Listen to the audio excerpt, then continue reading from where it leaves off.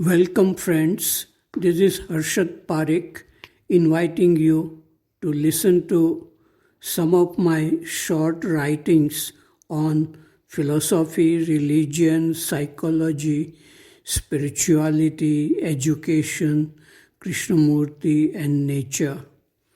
I hope you have a good listening in peaceful environment. This is audio tape number 24.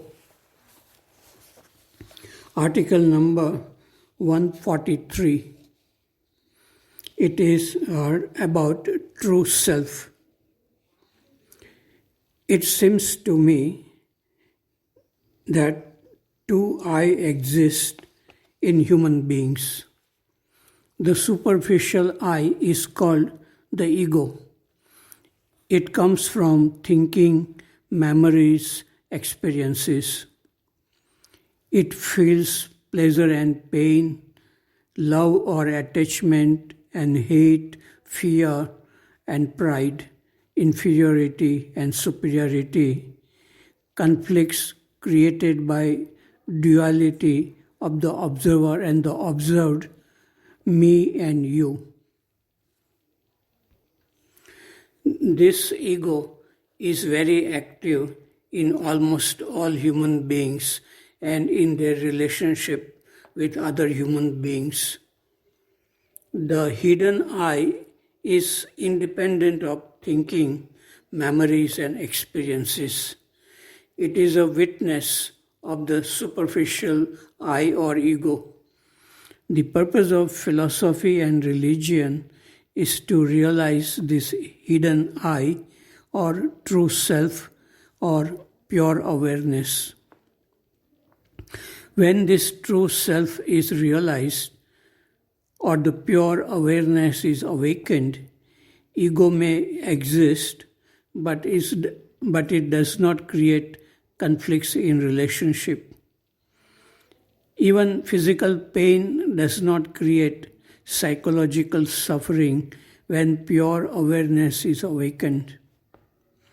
When Descartes, French philosopher, said, "I think, therefore I am," he was probably referring to the ego, the superficial self only. He may not have realized the true self or pure awareness or impartial witness which can see things and thoughts as they are. The Indian philosophy of Upanishads indicate the possibility of realizing the true self. I have not studied Upanishads, but some great sentences or Mahavakyas of Upanishads like Tat Tvam Asi, thou art that, says that your true self is real you. Ego is a superficial self or intellect only. Intellect is partial. It cannot realize the whole of existence. Article number 144. It is genuine spiritual teachers. In 1983, Krishnamurti said in a talk, "The speaker is speaking for himself, not for anybody else. He may be deceiving himself. He may be trying to pretend to be something or other. He may be, you don't know. So have a great deal of skepticism, doubt, question." But I get a feeling that many followers of Krishnamurti do not doubt Krishnamurti's words. They have created an image of Krishnamurti as the greatest teacher of 20th century, and they look at the world and their own mind through his words only. And in some intellectual arguments, they reproduce Krishnamurti's quotations as the final authority. Humanity has produced extraordinary flowers in spiritual field. Krishnamurti did not meet any such flower in his life. Scholars and professors who met him wanted to learn something from Krishnamurti, and they listened to him with great reverence. Those who have already realized the futility of words and ideas and who could see clearly the formation of thinking and feeling within themselves had no need to learn anything from anyone. They prefer to be silent.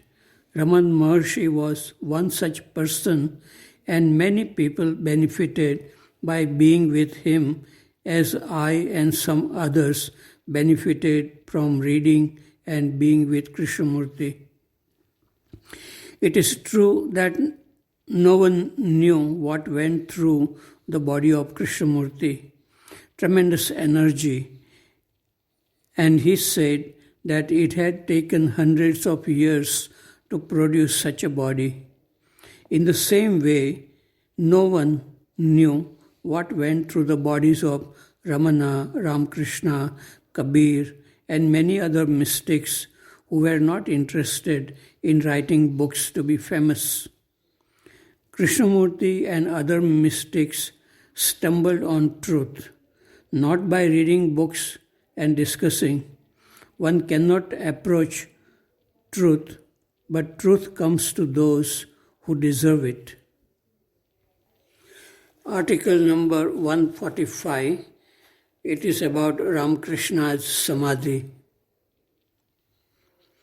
Just finished reading a book, Ram Mohan to Ramkrishna by Max Muller. I found this book in the Krishnamurti Study Center library. Max Muller, 1823 to 1900, was a Sanskrit scholar from Germany. He has written and edited many books on Indian philosophy of Vedas and Upanishads and Sanskrit literature. This book, Ram Mohan to Ramkrishna, was written to familiarize the Western world with the vastness and depth of Indian philosophy. Max Muller writes about Ramkrishna frequently going into Samadhi, the state of deep, dreamless sleep, during which the soul is supposed to be with Brahman for a time. Sometimes Ramkrishna remained in this state for so long that his friends and disciples were afraid that he would never return to consciousness. This state of Samadhi was like the death of the body, no breathing, no heartbeats. Dr. Sarkar, who came to treat Ramkrishna's cancer in the throat in the last year of his life, was amazed that a human being can continue to remain in such a state of Samadhi for a long time. Dr. Sarkar was passionate about science. Science is unable to understand this phenomena of Samadhi. Article number 146. It is walking with a little girl. After lunch, I was going to Palm House to look at bougainvillea flowers. A little girl of junior school joined me. She asked me, "What do I teach?" I said, "I do not teach, I learn." She asked, "How do you learn?" I said, "I learn by reading books, by looking at trees and flowers, by talking with people, by walking and talking with you." She asked, "What do you learn from me?" I said, "How to smile, how to laugh. I am not good at laughing." She began to laugh. It was a great pleasure to walk and talk with her. Article number 147. It is God is everywhere. A 16 years old boy was visiting a temple a church, and a mosque in his town. This boy's parents had no interest in any religion, and they did not know that their son was interested in Hindu, Christian, and Muslim religions simultaneously. The Pandit in the temple thought that this boy was a Hindu. The priest in the church thought that this boy was a Christian. The Imam in the mosque thought that this boy was a Muslim. When the Pandit, the priest, and the Imam came to know that this boy was visiting all three places of worship, they were confused.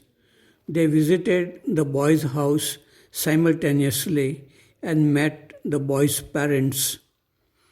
They all confronted the boy and told him that he cannot be a Hindu, a Muslim, and a Christian at the same time. They began to praise their own religion and criticize other religions. The boy said that he was sincerely interested in realizing God, and God existed in all places. Both Ramkrishna and Gandhiji said that all religions are true. The boy had no conflicts in his mind. The boy was influenced by Ramkrishna and Gandhiji. The meeting of the priest, the Pandit, and the Imam is beautifully expressed in a novel, Life of Pi, by Jan Martel, the winner of Booker Prize. Conflicts exist only when a person is not interested in God and is strongly conditioned by a particular religion or a particular teaching. All religions say that God exists everywhere and within every human being. Those who are really sincere, they begin to learn by watching their own mind, how it creates unhappiness, division, and conflicts in relationship. Those who are only intellectuals and not sincere in realizing God or truth will keep on fighting over words and concepts. The real thing is non-verbal.